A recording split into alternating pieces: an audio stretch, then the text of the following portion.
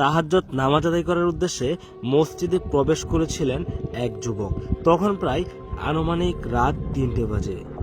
তার সাথে এমন একটা জিনের দুর্দশা ঘটনা ঘটে গিয়েছে, আমি গ্যারান্টি দিয়ে বলতে পারি যেটা দেখার পর আপনার চোখ কপালে উঠে যাবে। এমন একটা ভয়ানক ঘটনা যদি মসজিদের সিসি ক্যামেরায় রেকর্ড না হতো, তাহলে হয়তোবা আমরা মসজিদের এই গোপন রহস্য সম্পর্কে একদমই জানতে পারতাম না। চলুন এবার আসল ঘটনা সম্পর্কে কথা বলা যাক। এই গভীর রাতে আমরা মসজিদের 2জন লোককে দেখতে পাচ্ছি। একজন শুয়ে আছেন, তিনি হলেন মসজিদের ইমাম সাহেব। অপরজন ব্যক্তি মসজিদে এসেছেন তাহাজ্জুদের নামাজ আদায় করতে। এতক্ষণে তিনি 2 রাকাত তাহাজ্জুদের নামাজ আদায় করে ফেলেছেন, কিন্তু এক পর্যায়ে তার হাতে আমরা ফোন লক্ষ্য করতে পারছি। আসলে এই গভীর রাতে তাহাজ্জুদের সময় মসজিদে ফোন ব্যবহার করাটা কতটা যুক্তিসঙ্গত। তিনি সম্ভবত মসজিদের ভিতরটা তার ফোনের ক্যামেরা দ্বারা ভিডিও করছেন।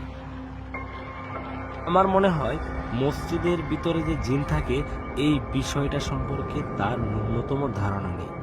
আমরা অনেক সময় মসজিদের ভিতরে গিয়ে এমন কিছু ভুল করে ফেলি, যেই ভুলের মাসুল আমাদের জীবন দিয়ে দিতে হয়। ভিডিওটি না টেনে দেখতে থাকুন, আসল ঘটনা এখনই দেখতে পারবেন।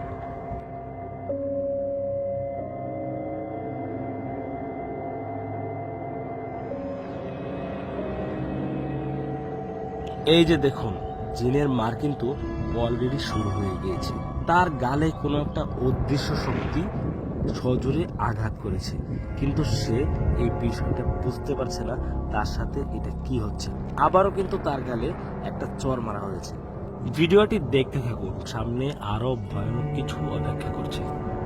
জিনের মায়ের খাওয়ার পর সে কিন্তু একদমই বোকামনে গিয়েছে। আসলে তার চোখের সামনে কিছু নাই, অথচ তার গালে কোনো একটা কিছু আঘাত করছে। সে এটা বোঝার জন্য সামনের দিকে অল্প অল্প আঘাতে শুরু করে।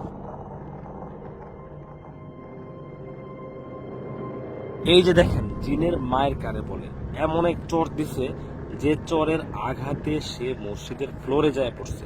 এখন কিন্তু মোটামুটি অজ্ঞানের অবস্থা। মায়ের আঘাতে আর ভয়ের কারণে সে কিন্তু বর্তমানে খিঁচুনি শুরু করছে। দেখেন, মানে উঠে দাঁড়ানোর মতো কোনো শক্তি নাই, মুখ দিয়ে কথা বলার মতো কোনো শক্তি নেই। এর খিঁচুনির আওয়াজে কিন্তু ইমাম সাহেবের ঘুম ভাঙছে। ভাঙার পর দেখেন, মানে হুজুরা কিন্তু অবাক হয়ে গেছে যে লোকটার সাথে কি হলো। এতক্ষণ পর্যন্ত হুজুর তো বিষয়টা খেয়াল করেনি। যখন দেখতে পারলো যে এই অবস্থা, তখন হুজুরও এক প্রকার মানে বাকরুদ্ধ হয়ে গেল যে কি করবে এখন। এরপর দেখেন হুজুর একটা বুদ্ধিমানের কাজ করে, যার কারণে কিন্তু লোকটি মোটামুটি বেঁচে যায়।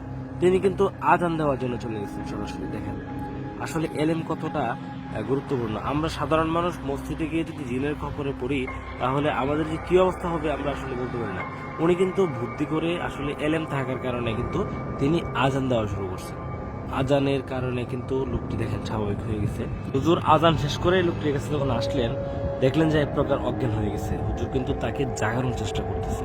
এখন হুজুরের এখানে কি করণীয় আছে? আসলে এত গভীর রাতে হুজুর কি করতে পারে? এরপর যখন দেখলেন যে তার ফোনটা সামনে পড়ে আছে, সেই ফোনটা কিন্তু হাতে নিলেন। অতঃপর দেখলেন যে কোনো একজন লোকে মনে হয় কল করছিল। তো হুজুর আবার তাকে বিষয়টা ঘুরে বলতেছে, আসার জন্য বলতেছে। তো এই হচ্ছে অবস্থা। তো এই ভিডিওটির মাধ্যমে আমাদের একটা বিষয় শেখার আছে যে আমরা মসজিদে গিয়ে কখনোই এই ধরনের ভুল কাজগুলো করবো না।